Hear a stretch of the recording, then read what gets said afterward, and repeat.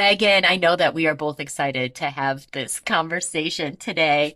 There's many things leadership related that you and I could have talked about, and we decided to focus our discussion today on leadership agility. Can you start us off by explaining how do you define or think about leadership agility? Leadership agility touches so many aspects and I think is almost synonymous with the term leadership. And that it's a skill set, it's a need, it's something people are looking for right now.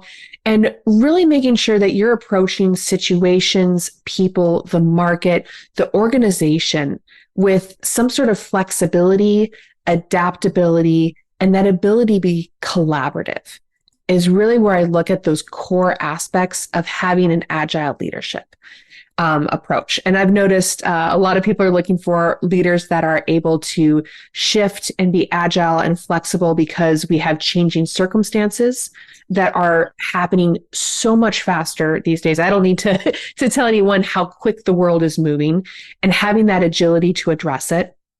I look at leadership agility from a team perspective and meeting people where they're at, and that flexibility in your style takes a sense of agility as well. So that's really where I come at when I think of leadership agility as a skill set, as a need, as a way of behaving to the realities that we're facing every single day as leaders. Terrific. I love it, Megan. It's a skill set, it's a need. It allows us to be flexible. It allows us to collaborate in effective ways. It allows us to meet people where they're at. How do we know what's needed, right? How do we know, okay, we might even recognize this is an opportunity to be agile, right? Here's a team member in a new set of circumstances. How do we do that? How do we meet them where they are? Oh, I love looking at teams and getting out of your own space with leadership, where so much of leadership, I think, is often taught of how do you show up as a leader and what is your leadership style and how do you define your leadership? And those are incredible skills and really that starting point that you need to understand before you're able to be more agile and flexible. Really, the ability to be flexible and agile as a leader is that secondary skill set that gets layered on top of once you build that confidence and that courage from leadership, because it takes so much more to be able to be agile with what you've learned. And so I look at people and teams, particularly when it comes to agile leadership, of where are they and how does that align with your intention and your goal? And being able to meet so that you understand their perspective or you're open to what's happening with them and you're able to have that more collaborative approach. Because oftentimes, and I'm sure you've seen the kind of go in there, the authoritative leader, where they are just all, this is my way or the highway, and this is what's happening. And there is no flexibility there. There is only my way. And being able to understand and have a little bit of that empathy or perspective shift, or making sure that your message and your vision is interpreted correctly from the other person takes time and energy. But that's where real leaders succeed. Excellent. I heard a couple of things in there, Megan. I mean, one is before we can be agile and meet the person, like put that on a foundation of who you are as a leader. Know what your core style and the commitment of your leadership. I call it a leadership legacy, right? Where are our strengths? Where are our passion? What's important to us to provide as a leader? So we know that, but then there's different ways that that can show up and we can provide that. And then I heard you looking at, okay, this individual, where does the leader's intentions and goals line up with the person's intentions and goals and abilities? And there's probably more there. I'm Skill sets. like looking I at love there's that Venn diagram. kind of decoupling that a little bit where you talk about that leadership foundation that you work so hard on building. I'm going to say that's kind of the what or your why for a lot of people. Look at, that's what's bringing that core. How you execute on that Ah, That's where the agility comes into being able to change your strategy, being able to change your communication style to meet that other person. That's where being agile in the delivery of it. I'm not ever, and that's where I think having that authentic leadership, knowing who you are, knowing your intentions is so critical because otherwise, agile leadership can be looked at as wishy washy or fluid, right? Undecisive. inconsistent. Yeah, like I don't know, we don't know what to expect from you. Leader, you're always shifting. Yeah. And so bringing that type of toolkit of the communication and getting that how out there, once you know what you're talking about, once you know why you have that intentionality, once you have that really strong foundation that you're able to build, then being able to move into how you connect that with others. Nice. I love this way of thinking about it. You know your why as a leader. And then leadership agility is how we are showing up for each set of circumstances, each team member, and so on. And I will even say that goes, I mean, with everything moving fast in industries now and so much change, that's the same for organizations. When they build their strategy, you have to know what you're trying to accomplish, what that end goal looks like, just as much so that you can be shifting in the strategies and the executions along the way. If you just barrel down or even stick your head in the sand and keep trying to do the same thing over and over again without understanding the landscape, without meeting the market where it's at, you're going to get lost, you're going to get forgotten, and you're going to get stale. Ah, nice tie. I like that way of thinking about it. Even the organization, you've got your core. What's our vision? What's our mission? And then the how, the strategies, our approaches. And just for every leader to think about that for their function, for their group, for the work that their team does. Okay, Megan, let me tell listeners more about you. My guest today is Megan Robinson, and she is the principal at Leader Experience and works with individuals and teams to develop self leadership skills that grow companies. She started her career in marketing, moving her way through the corporate ladder at advertising agencies and Fortune 500 companies before jumping into the entrepreneur pool. It was at that first company that Megan discovered that her true passion was the transformational process of coaching. And so she became a John Maxwell certified coach and disc trainer. In addition, she is the past president of ATD Chi. That's the Association for Talent Development, Chicago chapter. And that's the leading learning and development organization in Chicagoland. Inspired by her own successful career in corporate and entrepreneurial environments, Megan makes leadership approachable for everyone, regardless of title, position, or experience. And I know I have experienced that with you, Megan. I've said that to you. You take complex leadership concepts and you make them understandable, approachable. You give folks an access point. So I'm happy that you're here today on the Courage of a Leader podcast. Thank you so much, Amy. I appreciate that so much. And it's so important that people are able to show up with these skills, no matter how they identify as leader, whether they see that leadership moment. And when you were starting to say that, I was thinking of all the times that you really need to be agile in your job function, whether you're that individual contributor or in the agility you're looking for from a CEO. And it Yes. Yeah. Yeah. It's for all leaders. Yeah.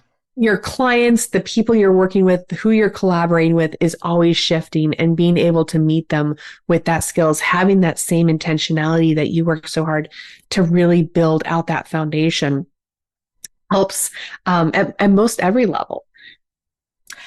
Megan, what can you offer to a leader who says, okay, yeah, I got this concept, right? And I have a variety of situations, I have a variety of team members, and I have new information coming in. I know I need to be agile in moments.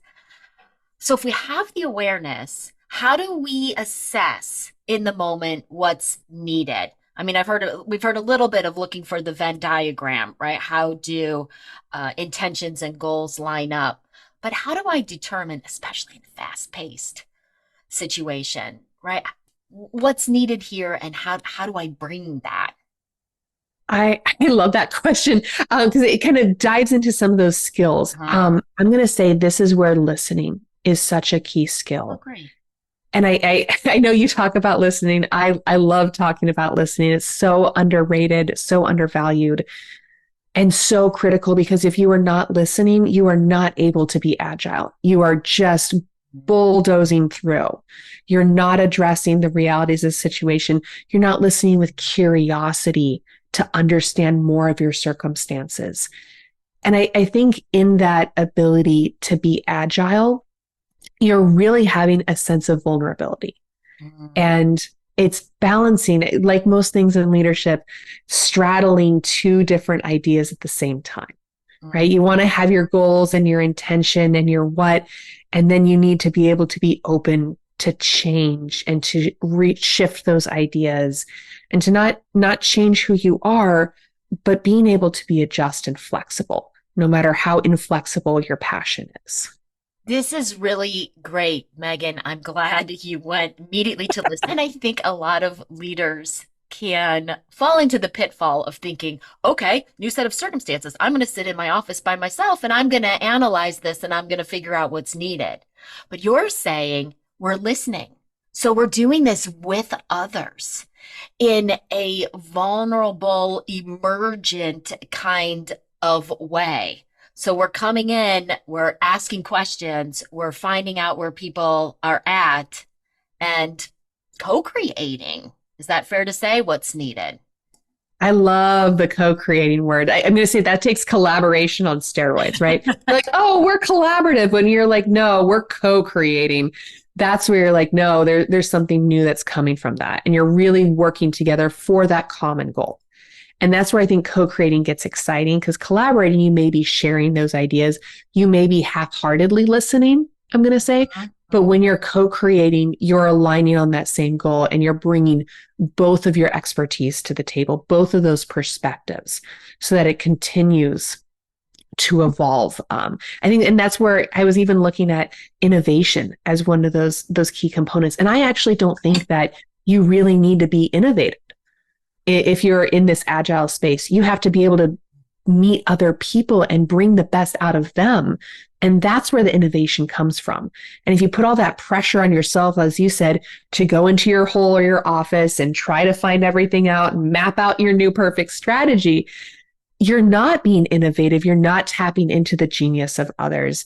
And when things are moving fast, when there are new things that you're unaware of, if you're not listening, if you're not willing to be a little bit vulnerable and understand that you don't have all those pieces, that it isn't perfect, it's putting more and more pressure on you instead of co-creating and in that collaborative space where you're going to have the best results. Excellent. I love this. So we become aware that agility is needed. We get curious and we go out with people and then what's needed emerges. And then also the facilitator was coming to mind. Like we're facilitating people bringing their best ideas to the table. We're facilitating a process so that people are able to do that rather than needing to be the leader who somehow comes up with all of the amazing, innovative ideas. But no, instead, how can we tap into the people and the ideas and the experience around us?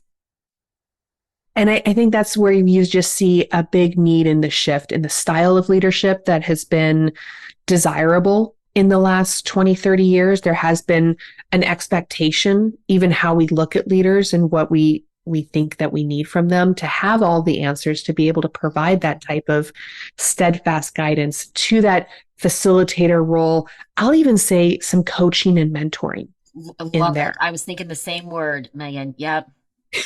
Yep. Just because with that you're mentoring, you still have that vision. You're not letting go of that what. You're not letting go of your why, but you're really working with the other people to align on that. You're coaching them on those other ideas. You're mentoring and guiding them from your own expertise and sharing that in a productive way. That's not just dictating the next steps. And that's what's really fostering that environment for that innovation when you are, and I'm going to say mostly being that open-minded.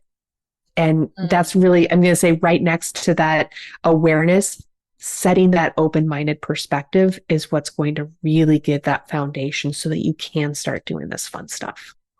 So you mean instead of having all of the answers, I'm just open-minded and curious and use a coaching approach to find out what others are thinking. Yeah. And Love I it. think I always, and this has always been my personal kind of mantra of having that strategy, having that plan, and then being open to what happens. And Mm, it's great when you have, and I'll say a lot of times with leadership, it's that vision, right? You have that vision, but if you get so narrow focused on it and you don't leave yourself open, if you're not continuing to listen, if you're not continuing, when, ever sailboat analogy, right? You're always going to kind of have to tack a little bit to get there. yes. That's what's kind of missing, I'd say, in that mindset of keeping open. Yes. Yeah, I love have the vision, have the plan, but we've got to have our heads up. This is one I always need to hear personally, Megan, because I get a plan, I get excited about the plan, it makes sense. I want to execute the plan. I've got dates and names and ideas next to the plan. I just want to keep going. But we've got to have that commitment.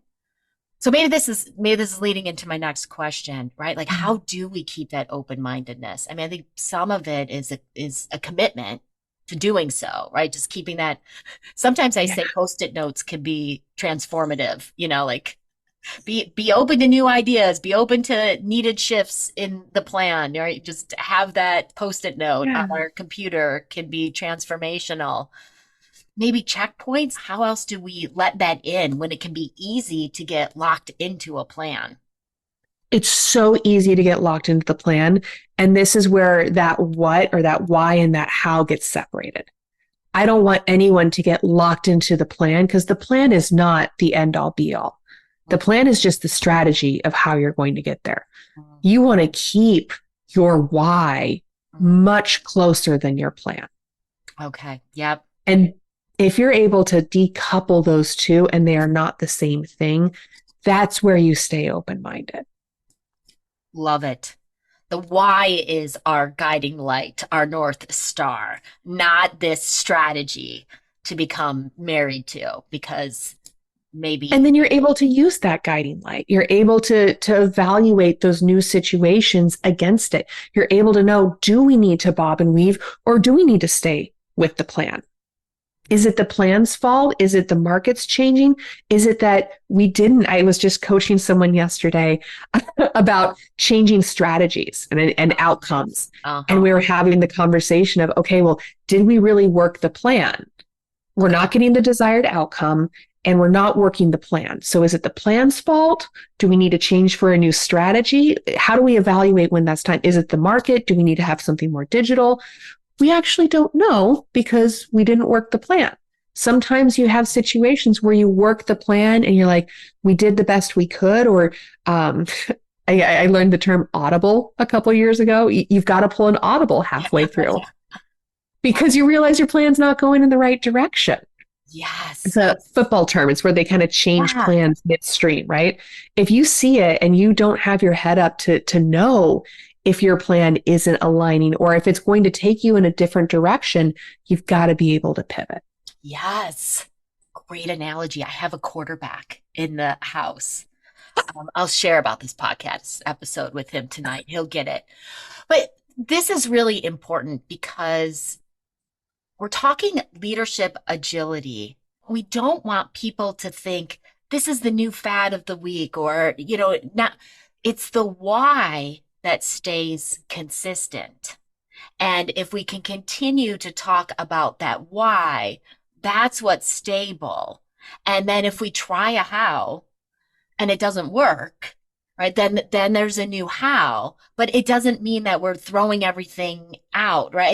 I think that can help people feel like it's not discombobulated. Now we're doing A, now we're doing B, now we're doing C. Well, A, B, and C are all strategies of how we think we might possibly meet our why.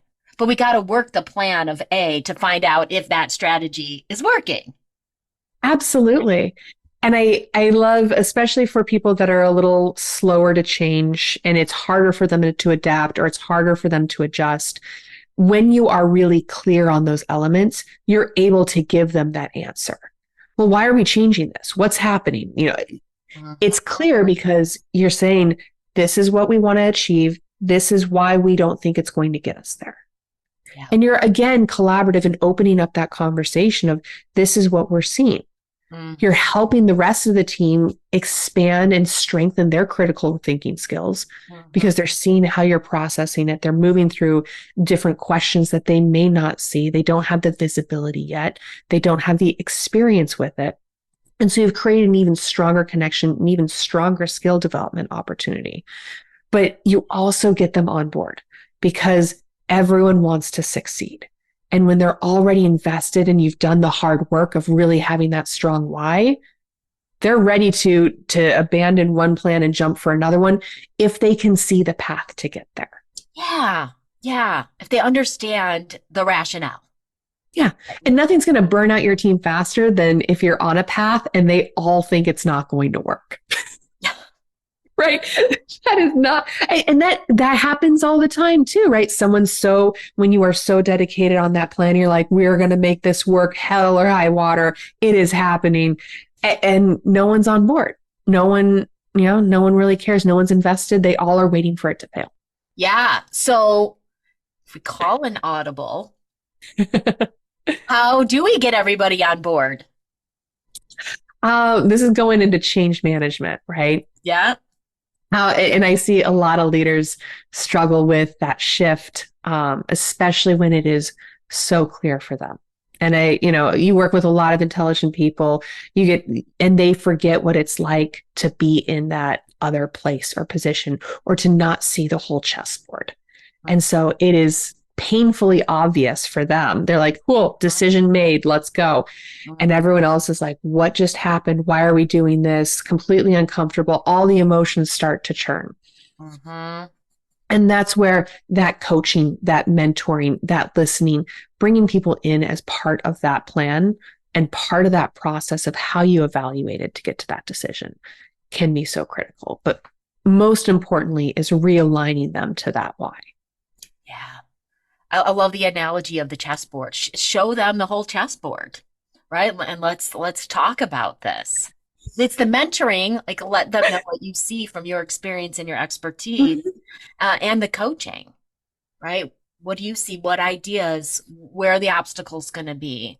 Right? Help us make this plan as successful as possible. I actually taught my father-in-law how to play chess this weekend. Ah, And so it was the really fun experience of watching someone understand, build their strategies out.